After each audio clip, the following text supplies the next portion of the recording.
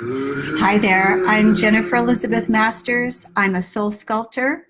I help you break the mold.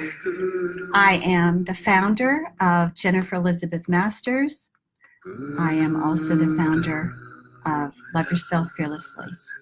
I have been called the self-love guru for many reasons, and the biggest one is that self-love is what my coaching practice is based on. And I will say this, that without self-love, we don't have self-respect. We don't trust ourselves and therefore don't trust others. We don't have great and healthy personal boundaries. And generally speaking, we, are not very happy about our life. We give too much and we don't get our needs met because we're afraid to speak up. There are so many things that happen when we don't love ourselves. We put others first, and we say yes when we really mean no. When we don't want sex, we may acquiesce and not even make a noise about it because we don't have good personal boundaries. So personal boundaries are one of those things that, if our boundaries were crossed when we were children, we had, excuse me, any kind of sexual trauma as children, or we had parents that were very dogmatic and told us how it was going to be and what to do and when to do it, we may not have had a choice. But as we become mature adults, we need to have personal boundaries. And if we haven't had them in childhood, it may be a little bit more difficult to set them up as an adult. And especially when, you have this fear that people aren't going to love you or like you. And that is a lot of the reason why people do not set personal boundaries. They're afraid that people aren't going to like them, or they're afraid they're going to lose what they have. But the bottom line is, it's the other way around, because if we don't establish personal boundaries right at the beginning, then we're going to find we're giving way too much. We're ending up depleted. We may feel lost and not even know who we are. And that is what happened to me. And, I blamed other people, but here's the truth, is that nobody else can set the boundaries for us. And personal boundaries are something that need to be consistent. It's like we are constantly training other people how to treat us. Just think about that for a second. Take a deep breath. How would you like to be treated? Would you like to be treated with respect, love, honor, dignity? Then we have to treat ourselves that way first. In other words, when someone asks you to do something and you don't have the time, you don't have the energy, and you have 12 other things on your plate, then you have to say, I would love to do this, but I can't. Now, there are some ways that we give mixed signals, and I used to do this. And I'd like to talk about what those are, because when we aren't really clear with other people and we haven't had good boundaries in the past, we may be confused about the way people treat us because we think we're saying no when we're really not. So let me just find, where am I here? Okay. So some ways that we say yes when we mean no. Here is a good one. I don't think this is a good idea. And I used to do this with my kids all the time. I so didn't want, to ostracize them. I wanted them to love me. And so when my boys would, want to do something, have a bunch of friends over while I was at work and they were home alone, or, have the au pair take them out to Sparkles in my car, I said yes, and, it ended up in disaster, a really big car accident, as a matter of fact. So when we say, I don't think this is a good idea, the other person hears yes, and we're thinking that we said no. Excuse me 1 second.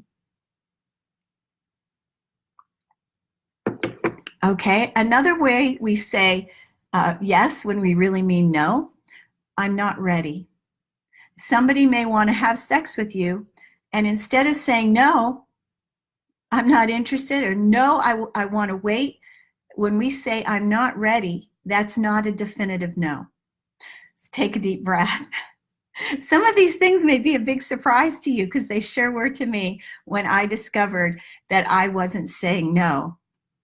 I'll think about it. Well, when we say I think about it, we're not saying no. We're actually leaving the door open. It's a yes.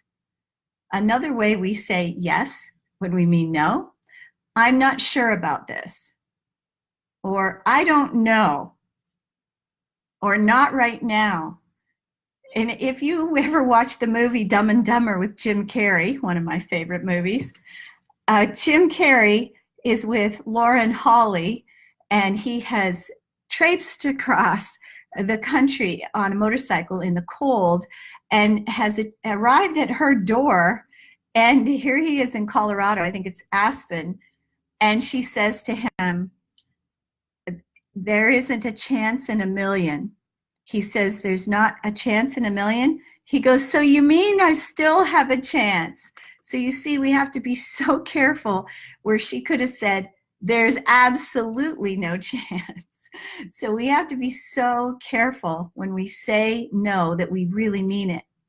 Another way that we're saying yes when we mean no, I don't feel comfortable with that.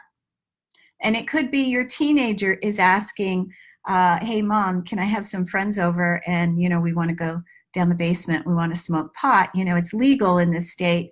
And they may be underage. And you say, well, I don't feel comfortable. It's not a no. So your kids are hearing yes. So here are ways to say no. No, thank you. I'm not able to. Not now. Not ever. No how. No thank you. I don't want to. No, I'm not interested. No, no thank you. Okay, do you get the message? It has to be definitive, clearly spoken. So once we are able to set healthy boundaries, we're going to eventually feel better about it. There are times still when guilt may come up and you may feel like you've lost the person that you're saying no to. But in the long and the short of it, we have to have respect for ourselves. And until we do, no one else will respect us either. So respect begins at home, in our own home, in this home. So if you don't want to have sex with somebody, saying, I'll think about it, I'm not ready, I'm not sure, you are saying yes. You have got to stand in front of the mirror and practice. No, absolutely not. I don't want to. I'm not able to. No, not now, not ever, not in a million years. No. Okay. All right. So one of the reasons that we don't want to set healthy boundaries is we are afraid that the other people receiving the boundaries are not going to love us. It's the truth. When we're worried that other people aren't going to love us, we may feel guilty. Our energy may tank. But at the same time, if someone asks us to do something that we don't want to do, and we get manipulated into it because we're afraid they're going to not love us, or they're going to leave us, or they're going to choose some other person, that's manipulation. And so it's going to crush your field. It's going to make you feel really bad. You'll feel upset in your belly, and maybe even in your root chakra. You're going to feel it in your body. So when you feel bad, it's because you're being manipulated. So the guilt piece is something that we have got to learn to get over. And the more practice that we are at setting boundaries, the easier it will become. But setting healthy boundaries is paramount for a happy life. And the more that we love ourselves, the more respect we have for ourselves, the easier it becomes. When we love and cherish ourselves, and when someone asks us to do something that doesn't feel good to us, it becomes easier to say no. And the truth is, the more we love ourselves, the more